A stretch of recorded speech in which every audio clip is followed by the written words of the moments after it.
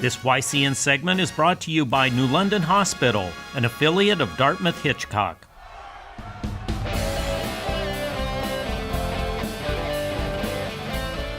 Welcome back. YCN Sports Talk. Jeremy Stout, Rob Taylor. One final segment, and before we get to the board to pick our Salt Hill Pub Picks of the Week, we'll get into a little bit of a wrap-up, just kind of tying up some loose ends from that from the Super Bowls, the Patriots season. Supposedly, Devin McCourty says that he knew and the defense knew that Malcolm Butler wasn't starting. They knew it before it actually happened, and some of the defensive players knew. Alan Branch supposedly didn't know. Is there more to this story, or is it just going to die, and then when this season's over and they move to next season, it's going to be okay? I'm certain that there's more to the story than meets the eye with this one. I really think that it'll come out someday when Belichick writes his book. Right. Or what have you. But, it's probably one of the very few cases where I think Belichick may have overcoached a little bit. I agree. But I've heard it explained that they really wanted to get some size in there. Malcolm Butler's kind of a small guy, small and quick. Right. And they wanted more size in there to sort of defend the run and really put it on Nick Foles' shoulders. Yeah. Unfortunately, that plan didn't work. I don't think so well. And he certainly took it and won it. So. Yeah, and I think, at the end of this cycle here, before the draft and before training camp and everything, we'll hear bits and pieces. But once they hit the field, I think it'll be behind them. But you're right, we'll still find out more when Belichick retires or more things come out. So that was just an interesting side piece that I wanted to ask your opinion on. More of a local scene. Dartmouth women's basketball, they're in the midst of the playoff chase, 6-4 right now. They're tied with Harvard and Yale for third place. They got 3 teams for 2 spots. They play Penn and Princeton this weekend. Got to maybe win one of them. Absolutely. Hopefully. Yeah, number 1 and number 2 respectively this weekend. The best thing is it's home for Dartmouth. They're sort of a much different better team at home than they are on the road. They've certainly got some scoring power and their number 1 scorer, so it should be a couple good games. I hope they do well. Yeah, and right now they are, if the season ended today, they would miss the playoffs because the tiebreakers, it goes down to RPI, and they are below Harvard and Yale and that. So they got some work to do, and maybe they can get one at home versus either Penn or Princeton this weekend.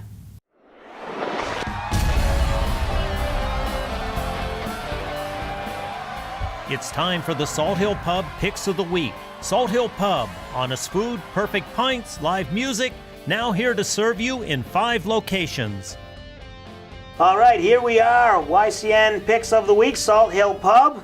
And here we go, Rob, we'll start with you. Some NBA Wizards Cavs. That is Thursday night. That's the first game back from the break for both these teams. Cavs, we talked about them. Can they get it rolling? Yeah, this is going to be a really evenly matched set of teams. Cavs are 34-22, Wizards 33-24. Cavs have won 4 in a row. Wizards have won 2. I'm going Wizards with this one. All right. Just taking a little chance. I think the Cavs still got some adjusting to do with all those team changes. Yep. Plus, they're down a man. They haven't got 14 guys on their squad. I think they're going to be playing short with bench reserves. All right, so you're going on the road, a little bit of an upset. I'm going to take the home team. I think the Cavs have righted the ship. Maybe they've had some practices over the break. I'm going with the Cavs. We move out west. Clippers and Warriors. Warriors, they've shown signs that they can kind of mail it in, take it easy. Will they there in that first game back from the break? Yeah, I got to go Warriors. I'm going to say Warriors. Such a great team. So much talent. Right. I'm not going to bet against those guys. I don't think you can. I think they're obviously the favorites to win the Western Conference, to win the championship. Start the second half. They'll want to start out hot. I go with the Warriors as well. Friday night, Celtics open up their second half of the season against the Pistons on the road in Detroit. Can they bounce back from that end of the first half that they had? A couple of the best teams in the East, if you ask me. I'm going Celtics with this one, just because I think they're coming back and they're going to be playing with some intensity. As we said earlier in the show, Brad Stevens is always good bringing his team out of the break. Yeah, I'm going to stick to the boring old home team. I think the Pistons will get it done. The Celtics will be ironing out some of those wrinkles, but I think the Pistons will perform a little bit better out of the break with some rest and put a big challenge on for the Celtics. Out to the Western Conference we go. Timberwolves and the Rockets. Rockets probably the second favorite in the West. They're at home. Yeah, Rockets, one of the best records in the league at 44-13. So I'm taking the Rockets right there. All right. Pretty easy pick, I think. Yeah, I agree with you. The Rockets, like I said, them and the Warriors, they're right there for the top two. I take the Rockets as well. And then finally, the Mavericks and the Celtics. Celtics come back home, play Dallas, a team that is floundering. Their owner just admitted that they're tanking, and it's not very much fun. Who you got here? Easy one for me, Celtics.